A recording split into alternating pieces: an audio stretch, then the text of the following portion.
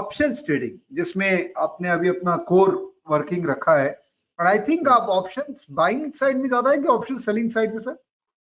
Buying side बहुत कम करता हूं, क्योंकि बाइंग साइड के लिए बहुत चीजें अलाइन होनी चाहिए। देखिए, एक तो इंडिया में लॉन्ग टर्म ऑप्शंस की लिक्विडिटी नहीं है।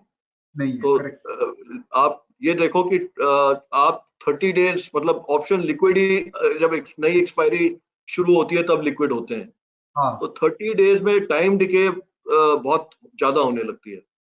तो you are fighting against the time decay.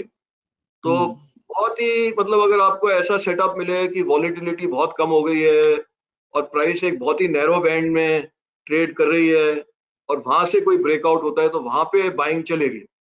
पर ये ऐसे सेलिंग साइड में आपको बहुत सारी अपॉर्चुनिटी, रोज मुझे अपॉर्चुनिटी मिलती है। ओके बाइंग साइड में मुझे बहुत कम अपॉर्चुनिटी मिलती है। ओके और ओके। बाइंग साइड में रिस्क भी बहुत है ना। मैंने आपको बताया कि आप बाय करते हो तो आपका 50-50 चांस है सक्सेस जी का, जी। और अगर आप सेल करते हो तो आपका 80-90% चांस है। अच्छा तो अच्छा। क्यों आप 50% पे जाओगे जब आपको 80-90% मिल सकता है? तो सर बट सेलिंग तो I mean it's a relatively riskier thing, chances high है बट रिस्क बहुत हाई है ना इसमें। एक नॉर्मल इंसान रिटेल इन्वेस्टर कैसे सेलिंग करेगा?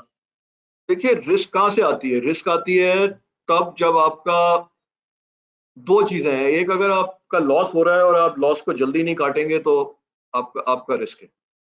और ओके। दूसरा, अगर आपकी पोजीशन साइज बड़ी है तो फिर आपका रिस्क है। अब राइट। अगर आपने, जैसे आज मैं आपको एक एग्जांपल देता हूँ, टाइटन 1200 कितना है, I don't remember also, but it say 1380 something. It's quoting around 1380 today. Okay. So I find it's a range bound stock. So I have sold 4 lots per 1 crore. When I talk of figures, I talk per 1 crore. So I have sold the 1600 call and I have sold the 1300 put, okay which is about okay me about 120 rupees, and I okay have generated 72,000 of premium. Okay. अब 4 lot से मेरा कितना घाटा हो जाएगा? और मैं देख रहा हूँ, ऐसा तो नहीं है, हाँ, अगर अगर हुआ है ऐसा, एक बार टाइटन में मैंने करा था और वो कुछ न्यूज आई थी और वो 3 स्टैंडर्ड डिविएशन की मूव हो गई थी, तो और वो 160 रुपए अगले दिन डाउन खुला था। तो मेरा बहुत तगड़ा घाटा हुआ था, पर ऐसा बहुत कम होता है। 95% टाइम्स आपका फायदा होता है। आप पर आपको तकलीफ तब आती है जब आपकी पोजीशन साइज बहुत बड़ी हो। अगर आप पोजीशन साइज को ठीक रखोगे तो झेल जाओगे आप लॉस। तो मैं एक बार इसको और थोड़ा सा इसी एग्जांपल पे जा रहा हूँ कि आपने टाइटन स्टॉक क्यों आइडेंटिफाई किया, क्योंकि आप उसमें काफी टाइम से काम कर रहे हैं और उसका चाल आप देखिए, समझते हैं। मैं मेरा क्या ट्रेडिंग स्टाइल है कि मैं ऑप्शनेबल स्टॉक्स जो हैं जिनमें लिक्विडिटी है और जो रेगुलरली ट्रेड होते हैं, वो लगभग 25 या 30 स्टॉक हैं, इससे ज्यादा जी नहीं है। जी। तो मैं वो 25-30 स्टॉक्स को देखता रहता हूँ, रोज देखता हूँ शाम को। और मैं उसमें देखता हूँ, अब जैसे टाइटन एक और तरीके से भी देख लीजिए, 1380 रुपए पे है और से उसका 1340 रुपए पे सपोर्ट है। तो मैं देखता हूँ कि जो 30 डेल्टा पुट है, से 1300 का पुट है, उस पे मुझे 20 रुपए मिल रहे हैं।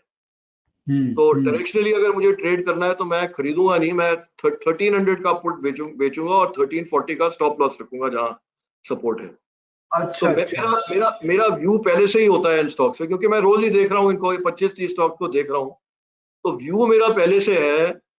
और जब मैं चार्ट को देखता हूँ तो मैं सिर्फ जो जो जिसको कहते हैं इन्फ्लेक्शन पॉइंट्स, वो आइडेंटिफाई कर लेता हूँ। तो अगर अगर मुझे अच्छा रिस्क, अब जैसे मैंने आपको बताया कि 1380 पे चल रहा है, 1340 पे बहुत अच्छा सपोर्ट है। तो 1340 का सपोर्ट देख के मैं देखता हूँ कि भाई इसमें कितनी सेफ्टी मुझे मिलके अच्छा अच्छा रिटर्न मिल सकता है। तो मैंने 1300 का अगर देखा कि 1300 पे मुझे 20 रुपए मिल रहे हैं, तो से 15,000 रुपए ऑन इन्वेस्टमेंट ऑफ टाइटन में शायद 1.5 लाख रुपए का प्रीमियम है। तो 10% का रिटर्न है ना, पोटेंशियल रिटर्न है। मतलब रिटर्न तो तब होता है जब एक्सपायरी हो जाती है। तो वो करके मैं ऐसे इन्फ्लेक्शन पॉइंट्स में आइडेंटिफाई करता हूँ और मुझे रोज बहुत सारे इन्फ्लेक्शन पॉइंट मिल जाते हैं। तो मैं पर मैं टाइटन में 4 या 5 लॉट से ज्यादा नहीं करूंगा। मैं अपना रिस्क जो है बहुत सारे स्टॉक्स पे बहुत सारे दिनों में, अगर मुझे टाइटन में 8 लॉट करने हैं तो मैं 8 लॉट भी एक दिन में नहीं करूंगा। मैं 2 लॉट आज करूंगा, 2 लॉट शायद 3 दिन बाद करूंगा।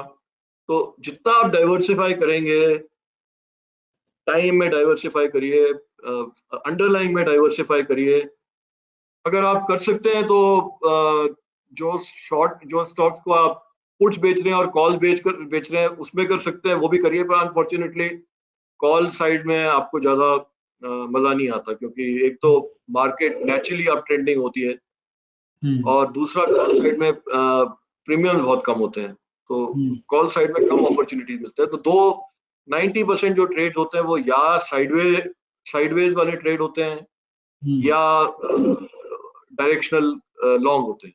डायरेक्शनल लॉन्ग मेरा मतलब shorting a put, not going long. मिलते हैं ऐसे 5-10% ऐसे मिलते हैं जहाँ पे आपको बड़ा क्लियरली फ्लैग पैटर्न आइडेंटिफाई हो गया, जहाँ पे आप लॉन्ग जा सको। पर वो ऐसे अपॉर्चुनिटीज बहुत कम मिलते हैं। मतलब आई थिंक महीने में 3-4 भी ऐसे ट्रेड हो गए तो बहुत ज्यादा हो जाता है। सो दैट मीन्स ये 20-25 स्टॉक जो आप रेगुलरली देख रहे हैं उनका ऑप्शंस में आपका एनी टाइम पोजीशन रहेगा, या ओनली जब आपको अपॉर्चुनिटी दिखती है तब आप पोजीशन क्रिएट करते हैं? अपॉर्चुनिटी मिल जाती है कहीं ना कहीं तो स्टॉक सपोर्ट फॉर्म करता है ना, सपोर्ट फॉर्म करता है या कुछ पैटर्न फॉर्म करता है। तो जहां वो पैटर्न उसने फॉर्म किया वहां पे मैंने 2 लॉट भेज दिए। अच्छा, तो ऐसे करता हूँ मेरा व्यू। मैं ऐसा नहीं है कि मैं चार्ट से व्यू फॉर्म करूंगा। मेरा व्यू, मैं स्टॉक्स देख रहा हूँ तो मुझे पता है कि ये स्टॉक जो है ये अपवर्ड ट्रेंड में है, तो मुझे शॉर्ट करने की अपॉर्चुनिटीज ढूंढने हैं। तो अगर मुझे मिल गया कोई पैटर्न या कोई इन्फ्लेक्शन पॉइंट मिल गया जिसके नीचे मैं कुछ कर सकता हूँ तो फिर मैं कर लेता हूँ। आपकी और बात मिलते रहते हैं मुझे दिन में बहुत सारे, मतलब जरूरत से ज्यादा अपॉर्चुनिटीज है जिसको मैं एक्सप्लॉइट भी नहीं कर सकता था। इसलिए मैं निकल भी बहुत जल्दी जाता हूँ पोजीशन से, क्योंकि अगर पोजीशन ठीक नहीं चल रही या मेरे हिसाब से नहीं चल रही तो और इतने अपॉर्चुनिटीज हैं, तो क्यों अपना सर खपाओ ऐसी चीज में जो चल नहीं रहा। तो आप जल्दी निकलो और किसी और में घुसो। तो ऐसा कुछ आपने फिल्टरिंग क्राइटेरिया कर रखा है कि इतना विक्स के ऊपर में मैं नहीं करूंगा, या इतना विक्स के ऊपर होगा तभी मैं करूंगा, ऐसा कुछ? देखिए फिल्टर मत कहिए। देखिए ऑप्शन में अगर आपको, कई लोगों का कुछ समझ ही नहीं है ऑप्शंस की, मतलब आपको ऑप्शन के बेसिक तो समझने पड़ेंगे ना। जी। जब आप ऑप्शन खरीदते हो या बेचते हो तो आपको पूरा उसका जो अंडरस्टैंडिंग होनी चाहिए कि प्राइस अगर मूव करेगा तो ये ऑप्शन में क्या होगा। ये कोई it is not a simple thing as buying a stock और अ फ्यूचर और समथिंग।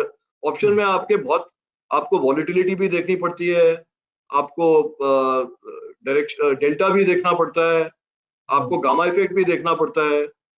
तो आप जब ऑप्शन ट्रेड करें तो पूरा समझ के ट्रेड करें। अब अगर वॉलिटिलिटी बहुत कम है और आप ऑप्शन बेचोगे तो